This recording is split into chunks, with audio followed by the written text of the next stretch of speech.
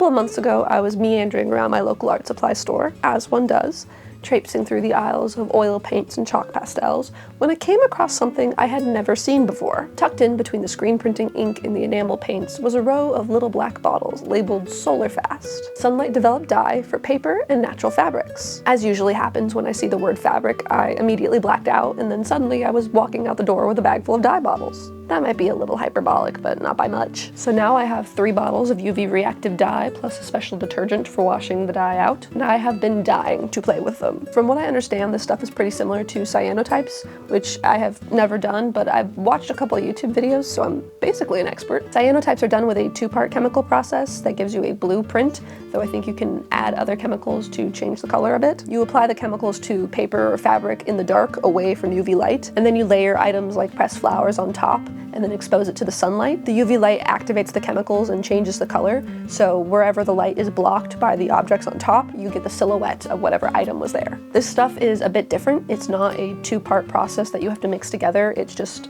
a single bottle of dye that's ready to go. And they come in a whole rainbow of colors, not just blue, and they can be mixed and blended together. But the UV reaction effect is still the same. So I want to play around with these and make a bunch of different prints, and then I want to sew them up together and patchwork them into a dress. A sundress, quite literally. I want to do some tests with the dye first, try some things out and get a feel for how to work with it. I find that I learn best with direct hands-on experience, which is why I am so excited to be working with today's sponsor, Skillshare. I'm always looking to learn about and try out new crafts, adding new skills to my horde of hobbies. And Skillshare has classes on every creative topic imaginable, from illustration and graphic design to sewing and embroidery classes. Recently, I took Rabia Sami's class on kinusaiga, the Japanese art of fabric collage that requires 0 sewing. I was able to go from having never heard of this craft before to creating my very own kinusaiga piece with the guidance of Rabia's class. It was so easy to jump in and start trying out this new skill for myself, and I can submit my project to get feedback on how to improve and develop my skills further. I love that I was able to go through this class at my own pace, and that I could go back through the video lessons to revisit key points to make sure that I understood the techniques and was getting the most out of this class. I'm really excited to check out more classes on Skillshare and strengthen my knowledge in topics that I'm already interested in, from creative skills like Katie Toom's class on beading and embellishment, to the more businessy side of things like Brooke Glazer's class on making a living as an artist. Skillshare has thousands of classes taught by real people who are experts in their respective fields. They can offer in-depth instruction and the opportunity to connect with instructors and other members to push you even further in your creative journey. The first 500 people to use my link in the description or scan the QR code on screen will receive a 1-month free trial of Skillshare. Thank you to Skillshare for sponsoring this video, and now let's get ready to dye. Dye with a Y. It's a good band name. I call dibs. So before I jump into dyeing all of the fabric, I want to do some samples, and I want to test a few different variables. The first thing is exposure time. Each dye color has a different recommended exposure time on the bottle. The green and the sepia both say 12 minutes in full sun and 24 for partly cloudy conditions, but the burnt orange recommends 10 minutes in full sun and 20 in partly cloudy. That's pretty close, so I don't expect it to be too much of an issue, but I do want to see how longer exposure time affects the color. So I've created somewhere. So I've made a little test swatch grid here on a scrap piece of my fabric. So I have a column for each color, and then I have rows for different exposure times going in 5-minute increments. So I'm going to put the dye on this and then expose it to the sun and cover most of it with something that blocks the light, and then uncover a new row every 5 minutes. So bottom section will get 25 minutes total, and then 20, 15, 10, and 5. Another thing that I want to test is working with the dye dry versus working with it wet, because the Jacquard website says it works best if the dye is damp when you expose it to light, but it says it will still work if it's dry. I think this process will be a lot easier if I can pre-dye all my fabric, let it dry, and then just keep everything in the dark and then expose it as I need it. So I've done a second one of these, and I've already gone ahead and put the dye on that, and it's drying. So I'm going to do the exact same thing with it damp and with it dry. In the same vein, I want to compare exposing the dye dry versus exposing the dye that's been dried and then rehydrated by like spraying it with water to see if that will make it work the same as if it's wet. Because if it works best when it's damp and less well when it's dry, does re-wetting it make it work just as well as it did when you first applied? I don't know. That's why I'm testing. And then the last thing that I want to test is concentration. On the Jacquard website, they say you can water down the Solar Fast dye. up to a 1-to-1 ratio, so that's half dye, half water. I want to test to see at various concentrations, so I'm just going to do one color. I'm not sure which one yet, but try it at 100% strength, 75, 50, and 25, and then at different times to see how that affects it. And I'm just going to do this test damp. So I'm going to get all of my stuff together. I'm going to put the dye on the samples that still need dye, and then we can go outside and conduct our experiments. I finished prepping all my test swatches in the dark to prevent UV exposure. The dye comes out of the bottles looking very different from the color on the label. I'm using avocado green, burnt orange, and sepia. The green and the sepia both start off yellow, and the orange comes out as a very sad grayish color, but they all change pretty quickly in the sunlight. I exposed the concentration test and the dry versus rehydrated test first. I also randomly put a fern frond on the dry versus rehydrated one to try and see if I could get a silhouette, but that didn't do anything because it had been in the sun for like 10 minutes by that point. I did the wet and dry exposure time tests in a second batch, and last minute I decided to brush water onto half of the dry color blocks to try and see how rehydrating worked for all the colors. After washing out all the tests using the Solar Fast detergent and giving them a quick press, I could assess my findings. The results are in, and I have some conclusions. So the exposure time test went pretty well, pretty much what I expected. The longer you leave the dye in the sun, the darker it gets.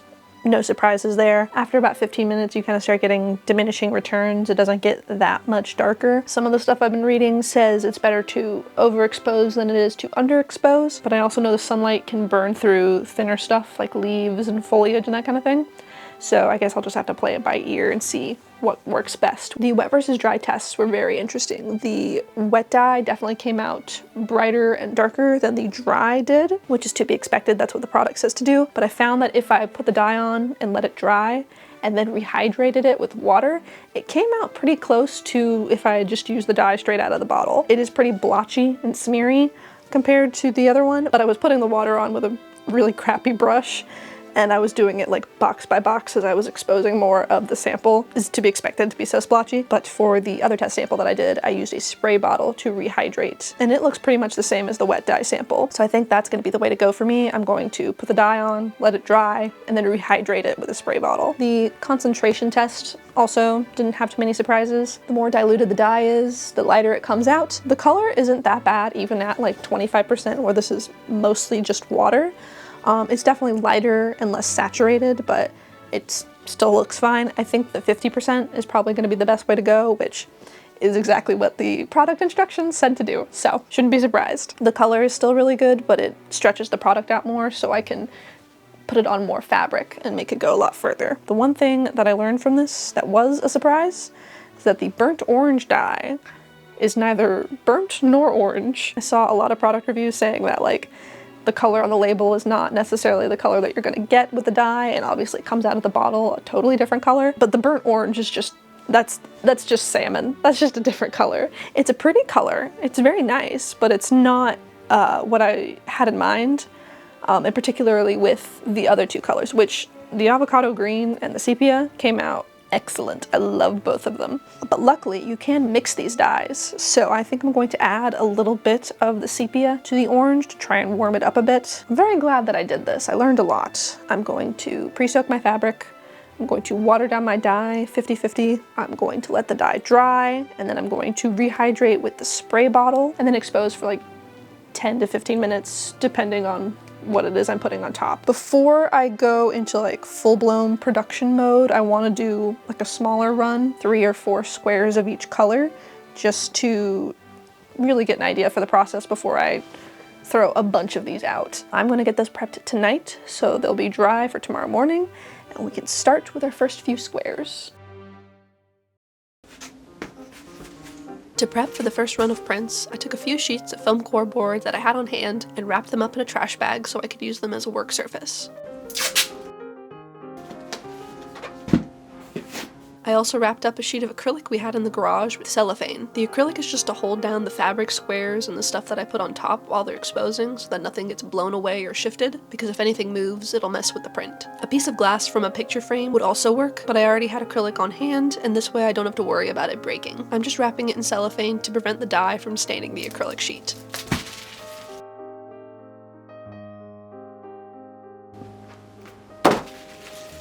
Then I could start arranging everything I wanted to print. I did this step in my bathroom since it has no windows, and I kept most of the lights off. I wanted to avoid exposing the dye to light until I had everything arranged, so apologies for the grainy footage, it will continue. I kept the dyed fabric wrapped in freezer paper and in a drawer until I was ready to use it to further prevent light exposure. I laid all the squares on the board and spritzed them with water to rehydrate the dye. Then I laid out my objects. I had some paper heart doilies and a collection of pressed leaves that I had prepared for this occasion. Once everything was arranged to my liking, I placed the acrylic sheet on top and clamped it in place. I also clamped on a sheet of mat board to block the light while I carried the whole assembly outside. I plopped them down in direct sunlight, and I set up some extra squares on the side using my quilting ruler to try and print the grid lines and numbers, as well as a cut crystal dish since I had seen some examples like that online done with cyanotype. Once they had cooked long enough, I pulled the prints out from under the acrylic and washed out the excess dye in a bucket of water with the detergent. I rinsed them until the water ran clear and then took them inside to dry. After washing and pressing all of my prints, I had kind of a mixed bag. Some came out really nicely, some less so. Adding the sepia to the burnt orange was a good call. It made a much better color. The cut crystal print didn't come out that well, but it's slightly visible on the back. I want to give this one more shot with the sun directly overhead, hopefully that helps. The sepia looks great too. I really like the roller print, but the cardboard I laid it on was a little curved so there wasn't full contact and the full grid didn't print. So I want to do another try with that too. I was less thrilled with the green prints, mainly because they weren't really green. I had also developed this scrap that I used to mop up the excess green dye from the concentration test, and it turned green. For a while I thought maybe I accidentally used the sepia dye again instead of the green since they look so similar straight out of the bottle, but they don't look like the sepia prints. They were pretty close to how the green dye came out on the dry test, so maybe the fabric wasn't wet enough. In any case, I still like the color that I got, so I wasn't too stressed about it, and I decided to just move forward as planned and hope for the best. With that partially reassuring test out of the way, I can move into production mode. I ripped up the rest of my squares. Oh my god. I prepped my diluted dye bath, which was really more of a dye puddle, and then began dipping the squares in one at a time. By this point, I had decided to embrace the more rustic look and not worry about getting a perfectly smooth, even dye job. I just didn't have enough dye to make a big enough bath. I had split my stack of squares into thirds so I could have a roughly equal amount of each color. I started out with the green. I wanted to do each color all the way through before dyeing the fabric for the next. I had been imagining that I would dye the fabric, let it dry, and then rehydrate it when I was ready to expose. And while that would have worked based on my test, I would have had to lay all the squares out to dry in the dark overnight and keep the cat away from them, which was simply not practical. It was actually much easier to just keep them wet by stacking them up in a tray and keeping them in a drawer. I set up the first batch of prints, and this time I put some sheets of cellophane on top of the fabric before placing the objects to keep them from getting wet. The pressed leaves especially didn't like the damp, and without the cellophane they would have been mush after 1 or 2 batches. Then I clamped up my boards and carried them outside to expose. I did this back and forth thing, setting up inside, then carrying it outside, then bringing the finished prints back inside to dry for the first few batches. But eventually I realized I didn't need to prep in the pitch black, and the much closer, shadowy back corner of the garage was plenty dark enough to set things up without exposing the dye prematurely, and minimize the chances of things shifting around during transport. But this version of me doesn't know that yet, so she's about to do a lot of walking.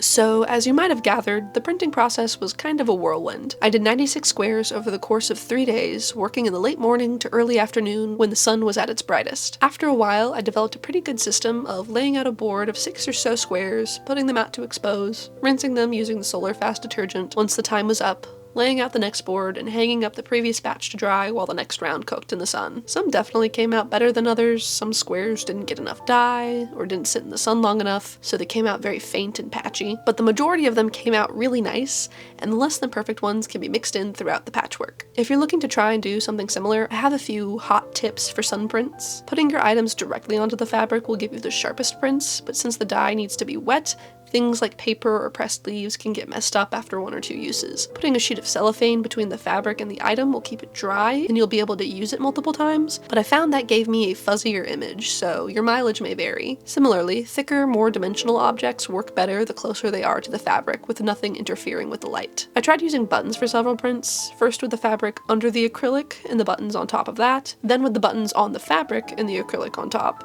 Then finally, with just the buttons on the fabric, no acrylic at all, which gave the sharpest image. Another thing to note is that while there are no warnings on the bottle or the Jacquard website about wearing gloves while working with this dye, you might want to. I wore gloves while coating the fabric, but not while laying the squares out or while rinsing them, and it stained my hands. The stains on my skin wore off after a day or so, but it's a week later as I'm writing this script, and my nails are still reddish brown. Apologies for any hand sewing close-up shots that come up later in this video. But speaking of hand sewing, with all the prints done, it's time to finally start sewing them up into a dress. I started off with the bodice. I'm going for a pretty simple princess seam bodice with wide straps, an open back, and a sash to tie it closed in the back. I made a quick mock-up from some plain cotton muslin, which, psych, is actually the lining. Then I began patchworking squares together for the outer layer. I want smaller squares for the bodice so that I can actually get the patchwork effect on a smaller area, so I'm cutting the 9-inch prints into quarters to get 4.5-inch squares. I'm being very careful with my selections since these are going to be front and center. I need to use some of the better quality prints, but they also need to be images that remain identifiable when cut up into smaller squares. I sewed those squares together into a simple block pattern, then cut out the bodice pattern pieces and assembled them the same way I had with the lining. Then I stitched up some long rows of squares for the straps and the sash. I tried to use up the less good prints here since very little of each square was visible. I sandwiched the ends in between the lining and the outer layer and stitched the whole thing up. Now I can move on to the skirt. My plan was to do 4 gathered tiers of fabric, each tier being a long strip of the printed squares. I divvied the squares out into a stack for each tier, alternating colors to create a random look. I started with the top tier because it's the shortest and also has some weird complications I'll get to in a minute. I sewed the squares up into a long strip with a 1-inch seam allowance. To finish those seams, I pressed them open, then folded and pressed the raw edges under and top stitched both sides down. It's kind of like a flat felled seam, but not. I assume it has a name, but I couldn't find one after 30 seconds of Googling, so we may never know. Here comes the first bit of weirdness with the top tier. Pockets. I'm just doing some good old side seam pockets, so when I sewed up the long strip of squares, I actually made 2 strips that were half the full length. I cut out some pocket pieces from the muslin, stitched them to the ends of both strips, finishing the seam allowances with the same method as before. Then I turned the 2 strips into 1 loop by sewing all around the edges of the pocket pieces to turn them into pocket bags. Then I assembled the 3 other tiers with quite a bit of stitching, pressing, and stitching again until every square was sewn up. I went ahead and hemmed the bottom tier just to get that out of the way, and then I had to deal with a little more weirdness with the top tier. I'm adding a channel for a piece of elastic to the back half of the waistline. The dress will tie closed with the sash at the back, so rather than have a split in the center back of the skirt that I would need to add some sort of closure to, I'm keeping the back half of the skirt detached from the bodice and using elastic to gather it down. So I'm just sewing a strip of fabric to the top edge between the side seams with the pockets, pressing the long raw edge under and then top stitching it down to make a channel, then threading some wide elastic through and stitching the ends down to secure it in place. Then I add 2 rows of gathering stitches to the top edge of each tier, but only the front of the first tier because the back is already gathered with the elastic. I split the stitches into 4 sections for the other tiers to make things easier and avoid a broken gathering thread. I gather each tier down to fit the one above it, then stitch them together.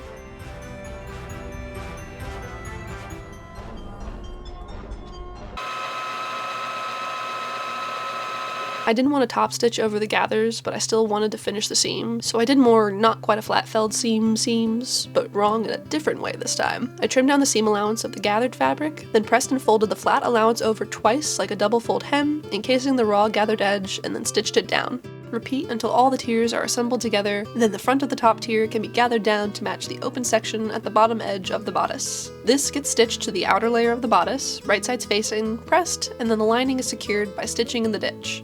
Very slowly. Then all the gathering threads could be removed and I could finally try on the dress. Okay, the dress is all assembled. It has some problems. I have a cold. I think I can fix them.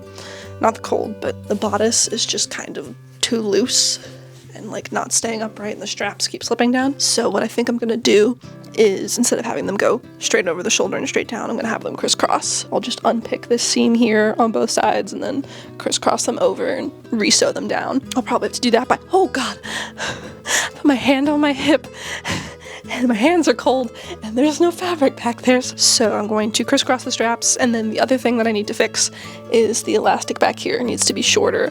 That's my sweatpants that I've got underneath there, but if I wasn't wearing sweatpants, that would be my underwear, and I don't want that. So I'm just gonna open up that channel at the end and then pull the elastic tighter and cut it shorter and then re-secure it. So I'm gonna make those changes.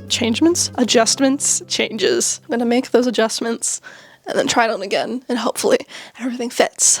So I did just that. I unpicked the seams holding the straps to the back of the bodice. They ended up being just a little too short when I pinned them in place and tried the dress on, but it was easy enough to add an extra square of patchwork to each strap to get them to the right length. I also unpicked one end of the elastic and made the mistake of letting it go so it slid halfway down the casing, but I fished it out, trimmed it down quite a bit, and then stitched it back in place. I also tweaked the shaping of the princess seams to get rid of some gaping at the neckline, but I didn't film it because it involved opening and resewing the whole front of the bodice, and it was annoying and I didn't want to. But I had made all the fixes that I set out to, so the dress was done, and now we can take a look at the final results.